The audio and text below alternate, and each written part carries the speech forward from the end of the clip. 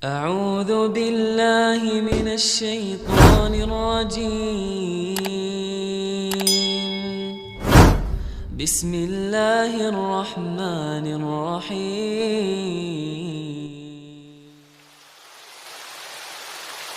Kisah ini salah satu dari kisah-kisah unik yang pernah diceritain oleh para ulama tentang masalah bagaimana kalau seseorang menjaga hubungannya dengan Allah Subhanahu wa taala. Seorang anak muda di Damaskus datang ke salah satu masjid namanya Masjid At-Taubah.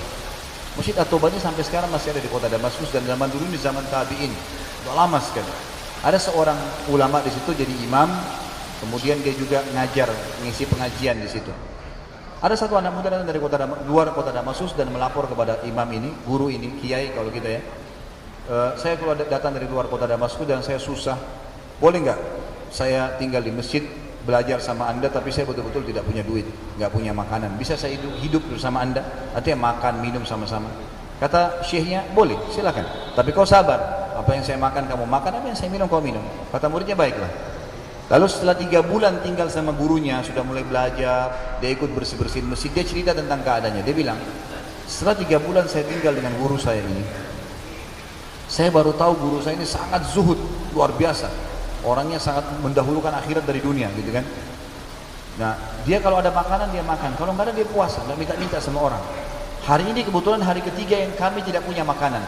Kami sahur 3 hari puasa, sahur minum air sama minum segelas air dengan sebutir kurma, buka puasa juga begitu. Ini hari ketiga, saya sangat lapar.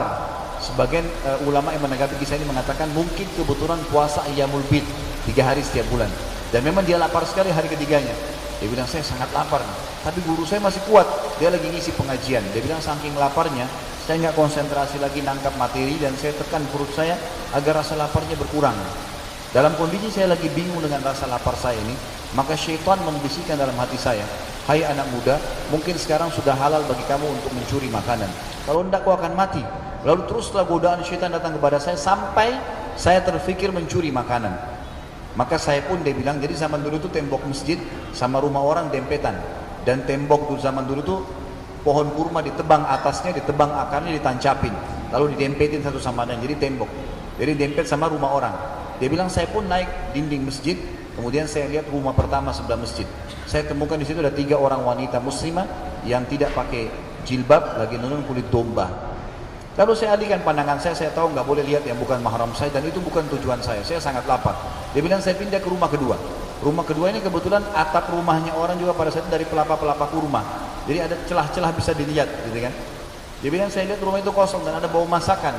Karena laparnya saya turun dari atap, saya masuk ke dapur, kemudian saya temukan ada panci lagi dipakai masak dengan kayu bakar. Dia bilang, dalam kondisi saya melihat itu, saya buka pancinya, ternyata ada 2 buah terong yang sudah matang. Saya ambil salah satunya, saya makan. Sementara saya makan buah itu, lagi saya kunyah, sebelum saya telan, dia bilang, maka tiba-tiba iman saya kepada Allah muncul. Dia bilang, saya tiba-tiba berpikir, subhanallah, syaitan maha suci Allah, syaitan berhasil membuat saya melakukan 3 dosa sekaligus. Masuk rumah orang tanpa izin, dosa. Mencuri, mengambil terong itu dosa. Dan saya sedang memakan yang haram, 3 dosa. Maka dia bilang, tidak mungkin Allah, ini keyakinannya, tidak mungkin Allah membuat saya mati kelaparan karena meninggalkan yang ia haramkan. Lalu dia bilang, saya lepaskan dari mulut saya yang tinggal saya telan tadi, gumpalan terong itu ke lantai masjid, lalu saya pulang ke lantai itu, lalu kemudian ke lantai rumah itu, kemudian saya balik ke masjid. Dia bilang, saya balik ke masjid, saya lagi masih pengajian, saya tidak bisa tangkap apa yang dibahas, sampai bubar pengajian. Waktu lagi bubar, saya masih duduk di kursi, saya duduk di salah satu tiang masjid, ada satu perempuan datang bercadar, mendekati saya lagi bicara, saya tidak tahu apa yang mereka bicarakan. Tidak lama kemudian saya mengangkat kepalanya, menuju ke arah saya, lalu memanggil, sini ya muridku. Lalu saya mendekat, ditanya oleh syekh saya, apa kau sudah menikah? Kata muridnya, belum. Ditanya, apa kau ingin menikah? Kata anak muda ini, saya diam, nggak bisa nyaut. Yang kedua, apa kau ingin menikah? Dia diam. Yang ketiga, apa kau ingin menikah? Dia diam. Lalu kata anak muda ini, yang keempat atau syekh saya tanya, saya jawab. Saya bilang, syekh, anda tahu, setelah Allah Subhanahu wa taala, hidup saya bergantung pada anda. Apa yang anda makan, anda minum, saya juga makan dan minum.